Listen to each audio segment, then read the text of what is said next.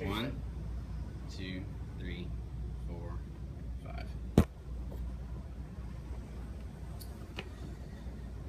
My name is Jake Mustin, and the date is June 25th, 2015.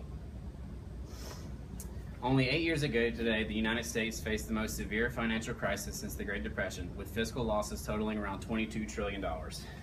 We all remember the financial meltdown that happened in 2008, and my goal with speaking with you today is for y'all to understand the various aspects related to the financial crisis and how these problems have affected the current state of the U.S. economy. I personally find the study of macroeconomic issues interesting, and although these issues can be complicated, I will try to make them succinct and easy to understand. Why should I even understand the financial crisis, you might ask yourself? You and I have at least some power as voters on economic issues that plague our nation, because we have the power to elect individuals into office who set public policy and handle these crises. Understanding the origins of the financial crisis of 2008, dubbed the Great Recession, is imperative to preventing a similar crisis. The financial crisis of 2008 was caused by the irresponsible lending tactics of several large financial institutions who incurred losses so large that government assistance was required, and such assistance irreparably changed the course of the United States economy. I'm going to examine the course of the financial crisis, what the government did to prevent it from getting worse, and the crisis's lasting effects on the American and world economy. The housing sector was the root cause of the economic recession. To fully understand the crisis of 2008, we must understand its causes in the housing sector. Essentially, the bursting of the housing bubble caused the values of assets tied to the United States real estate market to plummet, which destroyed many large financial institutions who are heavily leveraged in that industry. In an effort to promote clarity, I will explain a few things about the housing market at the time of collapse. Banks would issue loans to individuals who wanted to buy houses. However, many of these people could not afford to buy a house, so loans issued to them were called subprime loans. These subprime loans were issued in dramatic numbers, and the cash flows from these loans were packaged up in a process called securitization and sold to large financial institutions where investors appreciated the large and seemingly stable cash flow. There are many issues with this scheme, though. One of the main problems with the housing market was the incentive scheme that promoted subprime loans to be issued to individuals who wanted to buy houses. Companies had an incentive to issue subprime mortgages to individuals because if the loans defaulted, these loan issuing companies did not incur any losses. They did not incur any losses when loan payments failed, which is an economic term called a negative externality. This means more loans were being issued than that loans will be feasibly be repaid. Conrad Black stated in his article, A Crash Felt Around the World, that by late 2008, 56% of the gigantic American mortgage industry was in subprime mortgages, and the entire financial system of the Western world was cantilevered over a precipice. So, invariably, when the loans failed, it was not the loan issuing companies that took the hit, but the large financial institutions that had purchased these large repayment pools.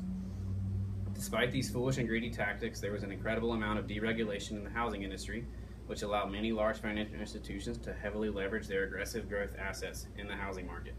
As previously stated, when the loans began to default, the companies took huge losses and teetered on the edge of collapse. Trillions of dollars in investment were lost. The government had to step in to do something about this. If some of these institutions failed, it was feared that it might cause an economic meltdown. Dubbed too big to fail, the government issued bailout packages to infuse cash relief to these institutions. This plan was called the Troubled Asset Relief Program, or TARP for short, and it totaled $700 billion. Matthew Erickson from the New York Times wrote an article about the $700 billion bailout and detailed each bank and how much money they got. As you can see right here, in 2009, 140 banks failed, as opposed to the year before in 2008 when only 25 failed.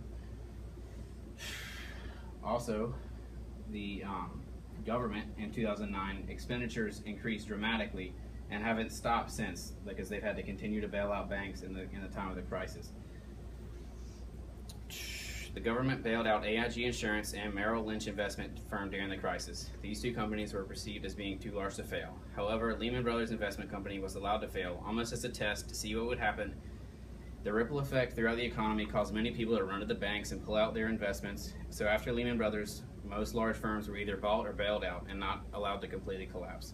According to Sheila Bair in her book, Bull by the Horns, one company that was allowed to fail was Washington Mutual, a company on the West Coast that issued its fair share of subprime loans. However, when the bank failed, the government, in the form of the FDIC, had to step in and ensure all the money that people had in the bank. After it was closed, its assets were sold to JP Morgan Chase. Wachovia was a bank that was also teetering on the edge of collapse. Rather than bail the bank out, however, the government attempted to oversee its sale and absorption by another company. Citibank attempted to buy Wachovia, but needed government assistance. Eventually, Wells Fargo decided to buy Wachovia, and because it did not need a government assistance, the FDIC was more supportive.